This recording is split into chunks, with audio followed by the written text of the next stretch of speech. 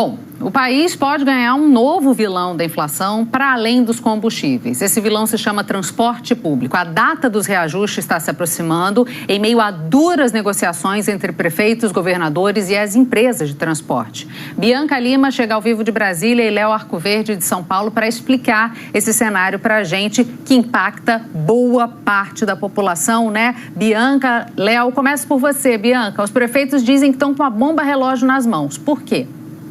Exatamente, Cecília, muito boa tarde para você, para o Léo, a todos que nos acompanham. Eu conversei mais cedo com o presidente da Confederação Nacional dos Municípios. Ele dizia o seguinte, que esse segmento, esse setor do transporte público tem um problema histórico que não é de hoje, mas que foi agravado por conta da pandemia do novo coronavírus. Seja, por um lado, pela queda abrupta no número de passageiros, que ainda não voltou ao patamar pré-pandemia, seja, por outro lado, pelo aumento, pela disparada dos custos. Que custos são esses? Vamos dar uma olhada aqui no telão? A gente listou alguns para vocês. Então, olha só, há uma pressão muito grande por parte dos trabalhadores das empresas de transporte público por reajustes salariais, porque a inflação, como você falava há pouco, Cecília, está extremamente pressionada, nos 12 meses está acima dos 10%. Então, claro, as categorias agora pressionam as empresas por reajustes. Também, olha só, o diesel, que é um dos maiores custos, principalmente das empresas de ônibus, subiu quase 50% no acumulado de 2021. Quando a gente fala de trem e de metrô, a energia elétrica também pesa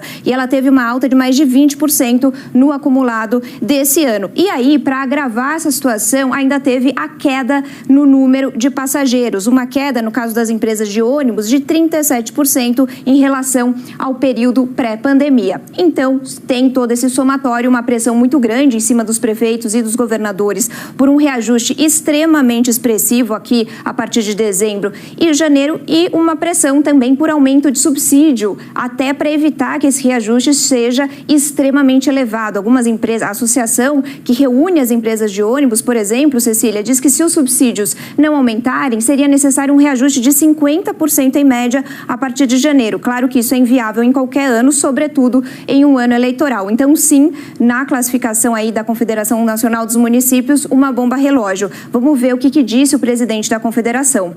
Uma bomba anunciada, ela vai explodir se não se tomar imediatamente, se encaminhar alguma solução. E essa solução não vai vir das prefeituras só, tem que envolver todos os segmentos interessados e também a federação. O governo federal tem que entrar nessa solução, os governadores também, né? E lógico as prefeituras, porque é uma competência delas. Tem mais de 250 prefeituras no Brasil que agora assumiram totalmente o transporte, porque estavam inviabilizadas. Lógico, são municípios com menos de 50 mil habitantes. Mas a questão tende a se extrapolar, é um ano eleitoral, né? Então é complicado achar uma solução.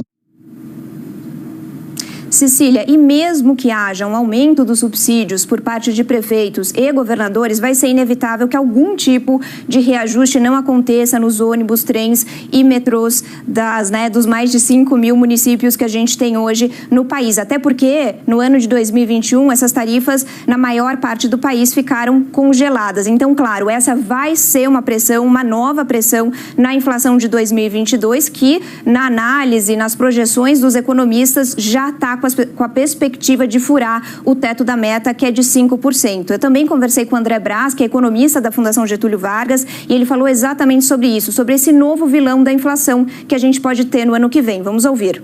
Eu diria que o transporte público está entre os preços administrados que vão colocar mais peso na inflação de 2022. Isso porque eles não tiveram reajuste esse ano e tiveram seus custos muito aumentados em função do comportamento do preço dos combustíveis e da inflação sobre os salários, né?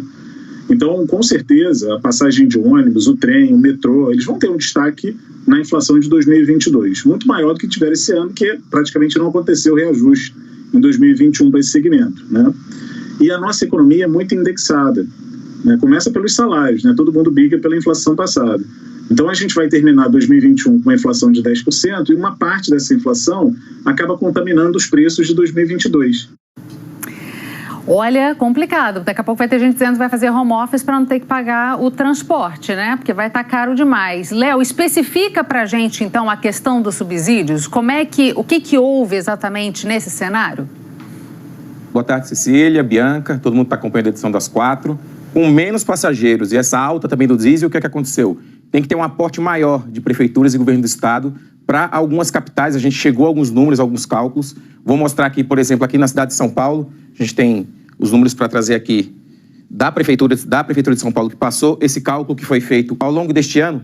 Cecília, a gente tinha um cálculo inicialmente no orçamento de 2,3 bilhões de reais em subsídio, chegou já a 3,3 e ainda não tem ainda o valor que vai chegar até o fim do ano, vai passar disso. Então, esse valor de 1 bilhão a mais é exatamente o que o prefeito Ricardo Nunes está pedindo de socorro para o governo federal para atenuar um reajuste que é quase como certo. Ele falou que esse reajuste é inevitável e os cálculos da própria prefeitura estão apontando para uma tarifa de R$ 5,00. Hoje é de R$ 4,40. Em Curitiba, por exemplo, o aporte foi de 286 milhões de reais ao longo da pandemia. Então, também é esperado lá um reajuste, não se sabe de quanto, mas é uma discussão e uma decisão que sai até fevereiro. Temos ainda cálculo que a gente conseguiu em Recife, lá o transporte é metropolitano, então é um transporte da Grande Recife.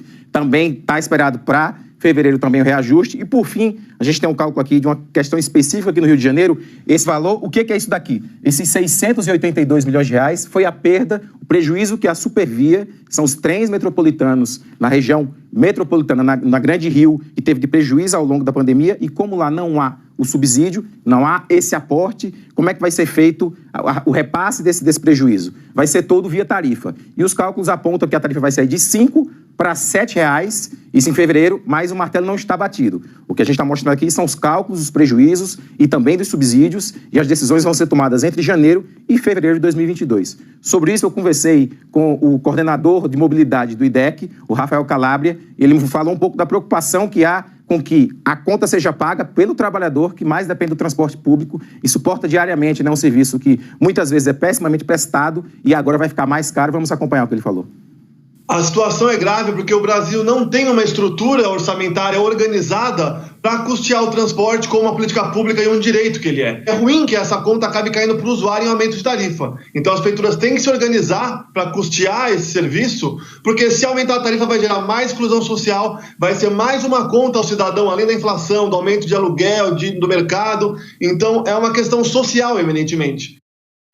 Apertem os cintos que 2022 está chegando, gente. Obrigada, Léo. Obrigada, Bianca.